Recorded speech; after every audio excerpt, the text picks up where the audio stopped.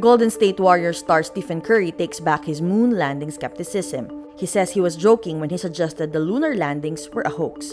Curry made the comments on the Winging It podcast. He says he's surprised some took his conspiracy theory remarks seriously. He also says he will be happy to accept an invitation from NASA to tour the agency's facilities, including the Lunar Lab at the Johnson Space Center in Houston.